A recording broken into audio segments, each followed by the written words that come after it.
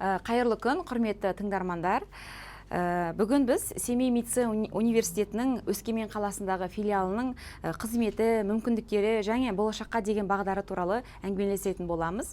Бүгін біздің студиямыздың қонағы Өскемен филиалының директоры Аймұхамбетов Ерзат Нұрсадыкович. Қош келдіңіз, Ерзат Нұрсадыкович. Қайырлы күн, қош көрдік. Шақырғандарыңызға рахмет. Бүгінгі біздің әңгімелесуімізді бірінші сұрағынан бастасақ, осы жеке медицинаға қалай келдіңіз? Неліктен осы мамандықты таңдадыңыз? Және де бұл медицинаға келудің басты себебі неде сіз үшін? Рахмет сұрағыңызға. Медицинаға келу себебі енді ол кездейсоқ емес. Біріншіден химия, биология пәнін тереңдетілген интернат лицейде оқыдым. Және де осы мамандық таңдауда адамдарға көмек көрсету, неғұрлым қол ұшын беру, көмек көрсету, сол мамандық таңдағым келді. Сондықтан осы медицина саласын таңдап, қанша адамға көмегім қолым тиеді, соншалықты өзімді жақсы сезіндім, сондықтан осы медицинаны таңдадым. Осы ең алғашқы медицинада жұмыс істеп жүрген кезіңіз есіңізде ме? Әрине, ең алғашқы тәжірибе, ең алғашқы ота, ең алғашқы науқаспен жұмыс, сол бәрі есімізде. Теориялық оқыту, тәжірибе ол бөлекті, іс жүзінде, практика жүзінде біріншіден өте ауыр болады, және де ең маңызды жауапкершілік түсінесің. Оқыған білім бәрі уақытымен орнына келіп, жауапкершілік, және де осы кезде өзіңді сабырлы ұстау керек екен. Оқыған білімнің бәрін тәжірибе жүзінде көрсету керек екен, соны түсінесің. Яғни дұрыс, дәрігерге біліммен ғана емес, басқа да жаңағыдай сабырлық, жауапкершілік өте маңызды сіз үшін. Осы медицина жолыңызда сізге кім үлгі болды? Болады ғой, өзіміз бір наставниктарымызға, ұстаздарымызға қарап бет бұратын. Кімді айтар едіңіз өзіңіз? Медицина саласында біздің өте бірнеше, бір адамды ғана емес, бірнеше адамдар бізде үйретіп, тәжірибе, бағдар берген, және де тек қана медициналық жағынан емес, өмірлік тәжірибелерді үйретіп, дұрыс шешім қабылдау, нақты, тез уақытта шұғыл шешім қабылдауды, және де дұрыс шешім қабылдауды үйреткен ұстаздарым өте көп.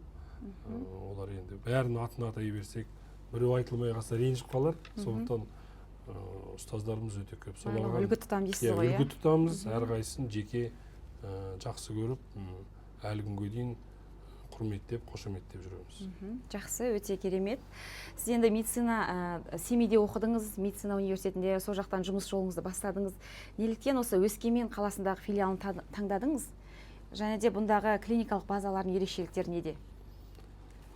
Өскемен филиалын таңдау себебім, енді бұл жеріне кішкене толығырақ айта кетейін. Мен енді өзім дәрігер, онколог, радиолог дейді. Сол салада жұмыс істеп, біраз тәжірибе алып, қаншама науқастарға енді көмек көрсетіп. Сол уақытта осы Өскемен қаласында филиал ашылып, өзімді бір жаңа жақтан, жаңа бағыттан көруге шешім қабылдадым. Әсіресе студенттермен жұмыс істеу, және өзімнің алған тәжірибемді басқаларға үйретіп көрсету. Содан кейін ғылым жолын студенттермен және ғылыми жетістіктер, ғылым жолында бір жағын таңдап, сол өзім оқу жолына, докторантураны оқу деген секілді, сол жағынан сол филиалға келдім. Қазір сол филиалда сіздерде интерн, резиденттар білім алуда. Интерн, резиденттер. Осы филиал таңдайды. Интерн, резиденттер енді бізде, өздеріңіз білесіздер, Семей мед университетінің Өскемен қаласында, Павлодар қаласында филиалдары бар. Көбінде местный дейді ғой, жергілікті балалар таңдайды. Бірақ бізде көбінде жан-жақтан келеді. Бір қызығы Алматы облысы, Оралдан, Ақтаудан, қазіргі кезде шетелдік Пакистан, Үндістаннан келетін студенттер барлығы осы Өскемен филиалын таңдап, осы жақта білім алып, тәжірибелерін жетіктіріп жатыр. Дұрыс айтасыз. Немен ерекшеленеді интерн резиденттер мұнда да?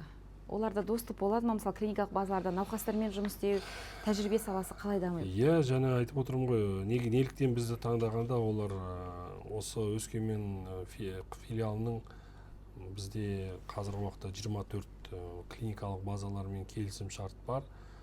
Ол дегеніміз бүкіл қалалық, облыстық деңгейдегі ауруханалармен, емханалармен келісім шартымыз бар, жеке клиникалармен.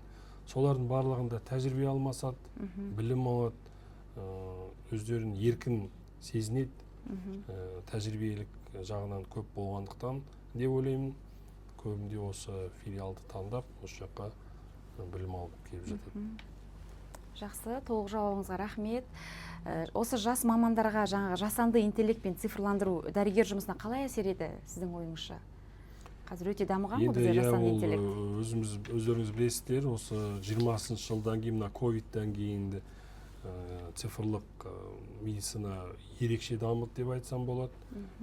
Ол тек қана медициналық аппараттар емес, ол жасанды интеллект бойынша да көп білім жағынан да осы медицина саласында көбірек дамыды. Сондықтан біздің интерндер, резиденттер соның бәрін пайдаланып, жаңағы ота жасауда да, білім алуда да, диагностикалық жағынан әсіресе қазір көп сол жағынан жетік меңгеріп жатыр. Бірақ та енді ойлаймыз, дәрігерді жасанды интеллект алмастыра алмайды, иә? Алмастыра алмайды, әрине, бірақ соның тиімді пайдаланса, ол 2 есе көбірек науқасқа тиімді болады деп ойлаймын. Осы интерндер мен резиденттерге қандай кеңес берер едіңіз? Қандай да жас дәрігерлер жиі қателіктерге ұшырайды? Енді қазіргі жастарға бір ақыл айтудың да өзі қиынырақ деп ойлаймын, бірақ дегенмен де ең бастысы медицина саласын таңдағандықтан, медицина саласы оңай емес. Ол адам жанының арашасы дейді, адамға өмір сыйлау, сондықтан бізде қателік жасамау керек. Ол қателікті қай уақытта жасамайды? Қателікті біліммен қатар сабырлық, ақыл, ой бәрі қатар жүру керек. Және де жауапкершілік. Ең үлкен жауапкершілік ол науқасты аяғына дейін емдеу, аяғына дейін зерттеу, болмаса аяғына дейін толық ем шараларын жеткізу керек. Сонда ғана ол науқас өте рахмет деп көңілінен шығады. Науқасты емдеп шығарған кезде дәрігердің өзі жақсы көңілде болады. Жақсы, өзіңіз де білесіз, енді өзіңіз дәрігерсіз ғой. Қандай науқасты, әсіресе ауыр науқастарды айлап, болмаса апталап емдеп шығарған кезде өзіңді бір жақсы бір чувство дейді, сол сезіне білу керек, жарайды, жақсы. Енді бағанадан айтып жатырмыз, резиденттер, интерндар деп, яғни клиникалық базалар деп көп деп айтып жатсыз. Ең алдымен осы филиалымыз туралы қысқаша айта өтсеңіз, осы Өскемен филиалының негізгі мақсаты қандай? Филиал туралы қысқаша айта алмаймын ғой деймін. Неге десеңіз, филиал өте ең бастысы осы 2018 жылдан бастап интерн резиденттерді аштық. Филиалдың басты мақсаты студенттерді оқыту, және де осы Өскемен қаласы бойынша жаңағы клиникалық базаларда сол кісілермен келісіп, жағдайларын жасап, жаңа бүкіл тәжірибелік база ретінде оқыту. Одан кейін тағы бір мақсатымыз қала бойынша, облыс бойынша мұғалімдерді, дәрігерлерді бәрін білімдерін жетілдірту, ол саламен де айналысамыз. Және де бізде өзімізде Серікбаева 47 адресінде орналасқан филиалдың өзінің бұрынғы шахтер больницасы дейді, сол профпатология бөлімшесі бар. Профпатология бөлімшесінің тарихы ол ежелден келе жатқан 4 облысқа көмек көрсетеді. Алматы, Шығыс Қазақстан, Абай, Талдықорған бар, Павлодар бір 5 облысқа. Сол жағынан көмек түсеміз. Жақында клиникалық диагностика өзімізде ашылды. Енді медицина саласынан да, және де білім саласынан да осы интерндер мен резиденттерге өте қолайлы. Өзімізде жаңағы науқастардың тәжірибелік жағынан науқастарды ведение пациентов дейді ғой, науқастарды жүргізеді, прием покойдан бастап жаңағы дамумет, КМИС программаларын көреді, элементарный жаңағы яғни білім мен тәжірибесін ұштастыруға мүмкіндік береді, өте көп, және өз тесттарын бәрін өзімізде тапсырады. Енді бір қандай да бір барлығы бір жерде дамыған дейсіз ғой. Дамыған, кафедра да бар, бәрі ішінде. Қандай да отделениялар болып тоқталасыз ба? Отделениялар сол жаңағы айтып өткен патология бөлімшесі бар, эндокринология бөлімшесі, терапия бөлімшесі, жүрек қан тамырлар, жаңағы остеохондроз, сондайлар емдейді, және сахарный диабет дейді ғой, қант диабетімен шалдыққан науқастарды оларды емдейді. Тағы да осы клиникалық базалар туралы толық айтып өттіңіз. Негізгі қандай практикалық дағдыларды маңызы қандай осы резиденттер үшін?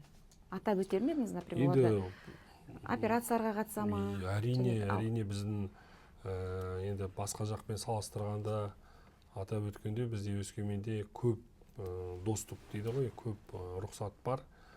Студенттер, резиденттер әсіресе интерндерға көп, олар жаңағы науқастармен теориялық пен практиканы қатар жүргізсе, енді көбінде операцияны бере қоймайды, өйткені өздеріңіз түсінесіздер, оның біріншіден әлі тәжірибесі аздау. Дәрігер мен ассистент ретінде бірге. Аздау, және де қолында құжаты да жоқ. Сондықтан резиденттерге толық мүмкіндік бар.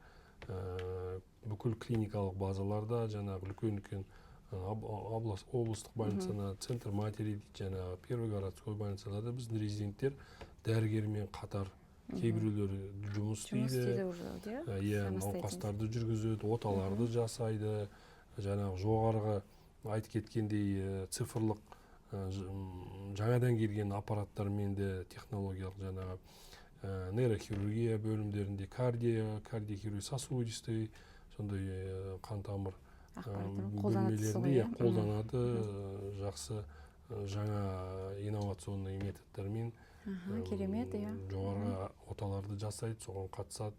Диагностика жасағанда да, КТ, МРТ аппараттарда резиденттер қарап, соның бәрін қорытындысын өздері жазып, енді әрине ол наставник дейді ғой, сол бақылауында болады, жоғары санатты дәрігердің бақылауында болады, бірақ дегенмен де өз шешімдері, өздерінің клиникалық ойлау мышление дейді, соны жүзеге асырады.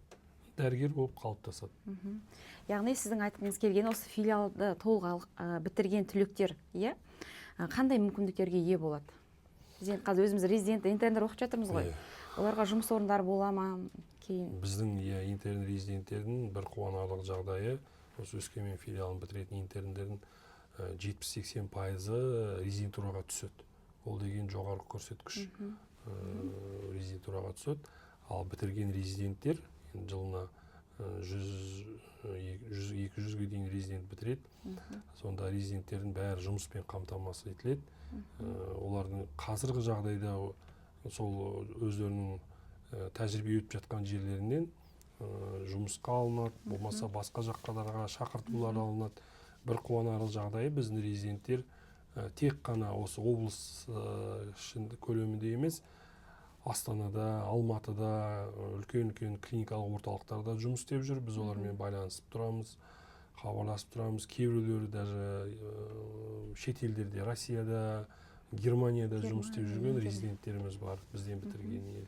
Біз олармен қуанамыз, мақтанамыз. Еңші. Алдағы жылдар осы филиалдың даму жоспарлары қандай? Қысқаша тоқталып өтсеңіз. Рахмет. Бұл енді өте өзекті сұрақ. Филиалдың дамуы біз үшін өте маңызды, керек. Енді жан-жақты жоспарланып отыр резиденттер, интерндер үшін. Жан-жақты енді ол жаңағы медицина саласынан, оқыту саласынан, жаңағы интерн резиденттердің жобалармен жазуда алдағы. Ол өзіміздің жоспарымызда бар. Жаңағы әсіресе ғылым жағына көп көңіл бөлейік деп отырмыз. Ғылым жағынан проекттер жазу, біздің интерн резиденттер онсыз да қазір көп конференцияларға, конгресстерге барады, қатысады. Ол жағынан шектеу жоқ. Шетелдерге оқуға барып келеді, атап айтсақ Турция, Израиль, Россияға барып, университеттерге барып білім алады. Қосымша енді академия бизнес деген бар, сонымен барып білім алады. Соның жағын біз әлде де көбірек дамытқымыз келеді. Әлде де біздің резиденттерге, интерндерға мол білім, көбірек ғылым жағына көбірек көңіл бөлгіміз келеді. Енді бүгінгі біздің әңгімеміздің маңызды сұрағы, университетіміздің, айтып жатырмыз ғой, филиалымыздың студентке не береді деген түйіндеп өтсек, біз сіздің әңгімеңіз бойынша, яғни ең бірінші сапалы білім береді, екіншіден, яғни кәсіби орта қалыптастырады, үшіншіден ол жаңағы өзінің алған тәжірибесін білімде қолдана білу. Сіздің айтуың бойынша. Енді болашақ талапкерлерге қандай да бір кеңес берер едіңіз? Талапкерлерге Өскемен филиалын таңдасын, медицина саласын. Бізде енді басқа вуздарға қарағанда бізде көп анандай акциялар жүргізіп, кейбіреулер қарасаңыз ауылдарға дейін шақыртулар жібереді. Жәрмеңкелер жасайды. Бізде енді медицина саласын іштен призвание дейді ғой, ішінен өздері дайын, мен осы дәрігер боламын деп келетіндер көп, сондай келушілер көп. Бізде іріктеу болады. Медицинаға дайындайтын университетте фундейшн отделі бар. Енді бізде осы филиалдың жаңағы өзіміздегі интерн резиденттер жылда мектептерге, колледждарға кеңес береміз. Біз оларды шақырмаймыз, жаңағыдай кейіндерде, бірақ түскісі келіп жүрген, медуниверситет таңдаған, оқығысы келетін балаларға біз жол бағдар береміз. Әсіресе өзіміздің интерндер өздерінің қалай оқығандары жайлы, қандай қиындықтар бар, өйткені қиындықсыз болмайды ғой, мен университетте оқыған өте қиын деп айта аламын. Сондықтан соған бағдар беріп, кеңес береміз. Сол жағынан біз жұмыс істейміз, айтамыз, көрсетеміз. Өзімізді филиалға шақырамыз. Сондай жұмыстар атқарамыз. Өзімізде сол медицинада бітірдік қой, өзімізде интернатура кезінде оқып жүргенде өзімізде наставниктарымыз болады. Яғни, егер резидентурада оқысақ, сол кафедрада біз балдай бат судай сіңу дейді ғой, яғни мол тәжірибе алып, сол жерде қалғымыз келеді. Яғни ол кафедраға да, жаңағы клиникалық базаларға да байланысты деп ойлаймын. Енді бүгін біздің әңгімеміз қызықты болды деп ойлаймын. Сізге бүгінгі сұхбат бергеніңізге көп рахмет, уақытыңызды бөліп осылай келгеніңізге. Сізге де алдағы уақытқа шығармашылық табыс тілейміз, еңбегіңіз жемісті болсын. Осындай жас мамандарды дайындай беріңіздер, филиалдарыңыз дами берсін. Рахмет сізге. Рахмет сізге де, сұрағыңызға көп рахмет. Жаңағы енді қысқа уақытта бұл деген біздің бір 20 минутта сұхбатымызда бүкіл медицина саласын бұл жерге сыйғызу мүмкін емес. Бірақ дегенмен де жаңағы осы мамандықты таңдаған өзіміздің әріптестерімізге, әсіресе жас мамандарға, интерн резиденттерге айтарым, ешқашан ерінбеңдер, ешқашан қажымаңдар, артқа деген жоқ, тек алға. Осы медицина саласын дамыту керек. Әлі талай ғалымдар біздің интернді резиденттерден талай мықты дәрігерлер шығады дегенге өте сенемін. Және де жас келешек осы медицина саласын ойланып, таңданып жүрген әлі міне биыл түлектер бітіріп жатыр. Ойланып дейсіз. Соларға айтарым, қорықпаңдар. Егер де шынымен де дәрігер болғаран келсе, осы медицина саласын таңдап, қатарымызға қосылыңыздар деп айтқым келеді. Жақсы, рахмет сізге көп. Бүгінгі сұхбатыңыз үшін.